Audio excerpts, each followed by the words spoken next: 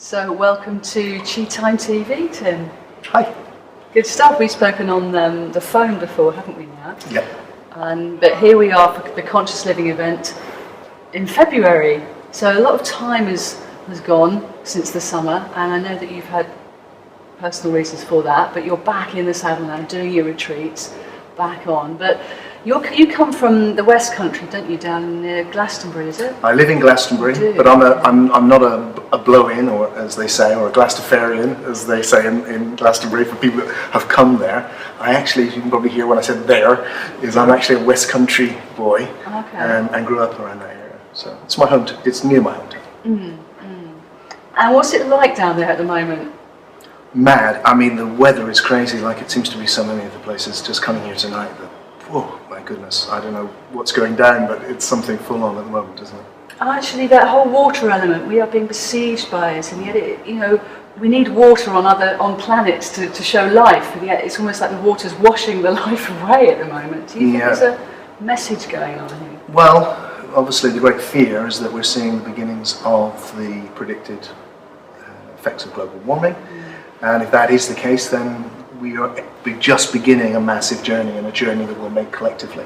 And what strikes me very much in the world today is how well we've dealt with a lot of problems that our forebears found very difficult, and yet how we are now having to face a whole new load of problems.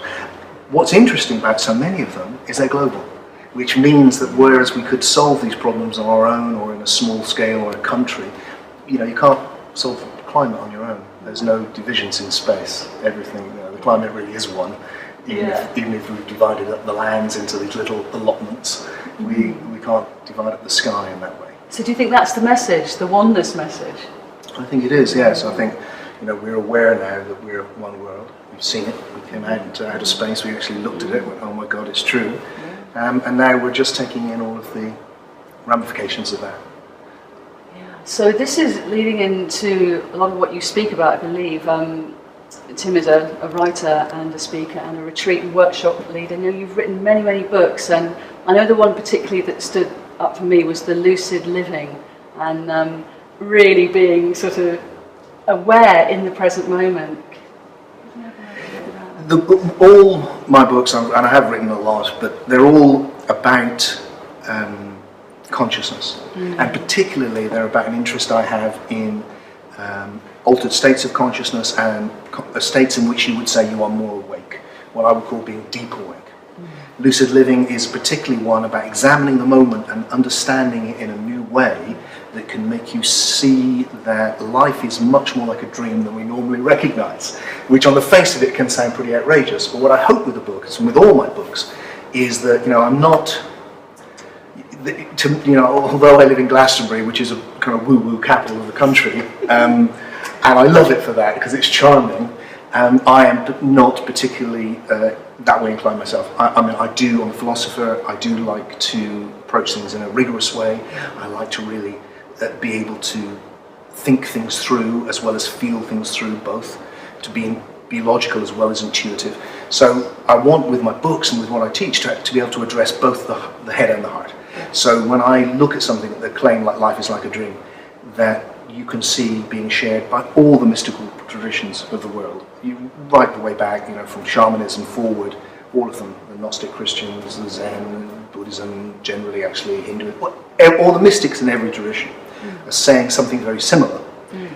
And when I come to say it again for our age, the important thing for me is that it's not seen as something weird, but seen as something which you can experience for yourself and therefore judge from your own direct experience. So my intention always is to give people the conceptual tools through which they can understand their own experience of life, but in a new way, and in a way that can actually make it much more interesting perhaps, or bigger or deeper than the way they were experiencing it before. So is this the wow way? The wow way, yeah. I'm always giving new names for it, because it's got no name. I call it the mystery experience a lot on my retreats, because it has, you can't actually put it into words. So here I am, an author, a philosopher, I deal in words, and yet the thing I'm trying to talk about, you can't put into words. It's something you have to experience for yourself. And one of my favorite words for it is just the wow.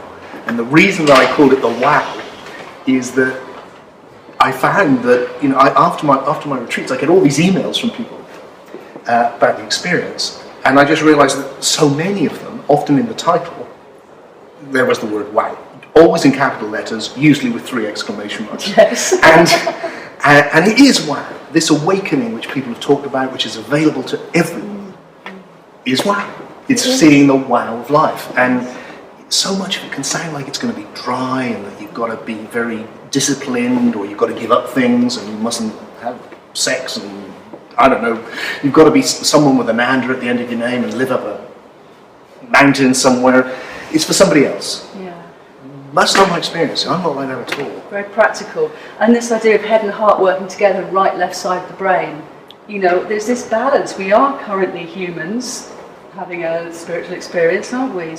And we are a very sort of left brain society. So I know you know Becky Walsh, don't you? I do. She's coming next to Conscious Living event. Becky and I are doing an event together called Wake Up Stand Up. There's a song there, isn't there? So we're going to do Wake Up Stand Up in Bristol, where we're doing, she's doing her stand-up intuitive thing, and I'm doing my stand-up philosopher thing, because it's important to make this fun. Yes, absolutely. Because, if you're going to, I believe that everything you need to understand through paradox. That's the basis of what I call my paralogical thinking. So you bring the opposites together. So if you really want to address the most serious thing, you better do it and be funny. It's bringing the fun into profundity. Oh! Like that. Having fun with it, exactly. Otherwise, as you say, it's just going to push people away. It is for that. It is because we want to, I feel like I've been lucky enough to stumble across something really, really precious about life. Yeah. And I don't know why, I stumbled across it when I was very young, and it's dominated my life. And it's love, really. That's its deepest experience. It's love. And love wants to be shared. It just does by its very nature, which means I'll do crazy things like drive all the way in the howling gales to be in Poole tonight. Why? It doesn't make any sense, really. Because I love, and because I want to share this. So if there's people that want to hear it, then I will come and speak to them, because what else can I do? I'm not going to be here for very long. Life is incredibly short, actually, as you discover as you get older. It seems very long at first, turns out to be quite short. Yes. How did that happen? It's like it's so important that we share whatever we can while we can. And we totally thank you for sharing your time with us.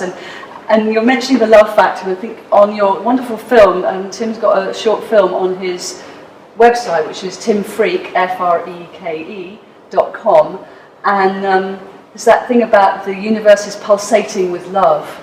And here you are mentioning the love factor. We're nearly on Valentine's Day, and my thought is actually it's an everyday, potentially, Valentine's Day. Absolutely. And no one quite knows where Valentine's Day comes from. My own personal little theory is that it's linked to Valentinus, who was a Gnostic poet and early Christian, who I wrote about in numbers of my books that are up in the Gnostic Christians. And he was a love junkie, which is why I like him. So I relate to him. He was a Gnostic, but he was a love junkie.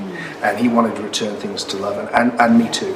Ultimately, that's where it started for me. And I'd say, what's happening to me now on my journey is that I'm experiencing a really profound return to incredible simplicity. You mentioned that I wasn't able to come before because of personal reasons, and those personal reasons was that my mum was very ill. She was 87 and she got ill and she died a couple of months ago. Which was a hell of a journey for me, as anyone who's been through something similar will know. And in my case, my mum was, people often say to me, Tim, who's your great teachers? Ramana Maharshi, or, is it, who's the, Nisargadatta Maharaj, who are these great, what philosophers, Socrates, and all of those people have been great teachers to me. But my biggest teacher was my mum. And I don't say that just because she was my mum. I say it because she was my biggest teacher, and yet she never used words. She just taught me by how she lived her life. And what I saw in my mum, and it took me a while to see it. I didn't see it till I hit my 40s, really. But then one day I really did, was that this thing I was exploring and writing about, of waking up to this profound oneness and this love, She just knew it. She didn't think about it. She didn't read books on philosophy. Well, she read mine, but only because they were mine. She didn't read anybody else's. She was smart. Mm-hmm. She wasn't interested. You know, she had friends in Glastonbury who were into spirituality. She thought we were a bit quirky, really, but she went along with it. But she just loved everyone, unconditionally, gave and gave and gave and gave and gave, just effortlessly, and this incredible energy of cheerful enlivenment right up until the end, just alive and just full of goodness. And what's been really striking me through that process, and it's been a culmination of thinking, I really want to learn what that is. That my mum, a woman who was like a million other women, in many ways you would never have noticed her, and yet so many people saw the same thing in her, which was, she's just bringing this gnosis to life in such a natural way, without any need to name it, but just to be it. And to me, that is a life well lived. That's what a life well lived is. And my feeling now is that, I want to eventually get, what I need is, I'm hoping that I've got enough intellectual heavyweightness about me. I've written enough books, I'm a serious philosopher, that I can eventually come out and go to people, look guys, it's so simple. Be kind. Do good. That's it. That's it. Do your best.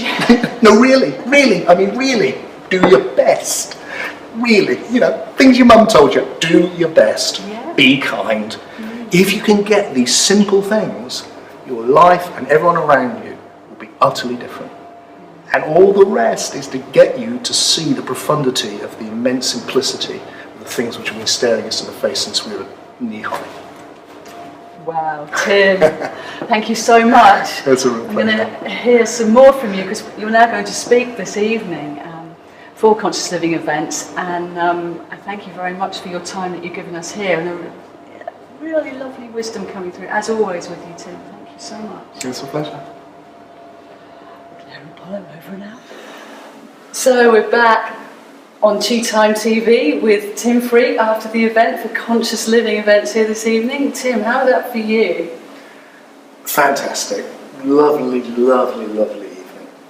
Just a real pleasure to be with such open people.